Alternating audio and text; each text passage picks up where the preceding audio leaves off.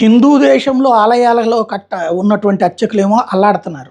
కానీ ఇప్పుడు అదృష్టమో దురదృష్టమో కానీ విదేశాల్లోనన్నా హిందుత్వానికి కాస్త మంచి జరుగుతుంది.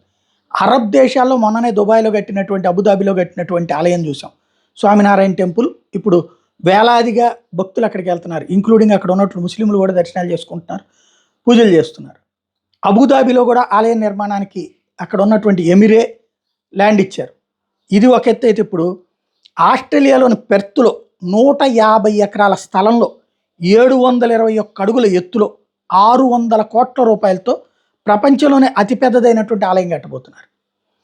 మన దేశంలో ప్రముఖ పుణ్యక్షేత్రాలు ఉన్నటువంటి దేశంలో పుణ్యక్షేత్రాల సంఖ్య అయితే అట్లాగే ఉంది, కానీ వాటి మెయింటెనెన్స్ అయితే పడిపోయి భక్తులకి భారం, పాలకులకి కష్టం, అదే సందర్భంలో నిర్వహణకి నైవేద్యం కింద మారిపోయినటువంటి పరిస్థితి. కనీసం విదేశాల్లో మార్పులు వస్తున్నాయి కాబట్టి ఇక్కడ కూడా ఏమన్నా హిందుత్వకి మంచి జరుగుద్దని చూద్దాం.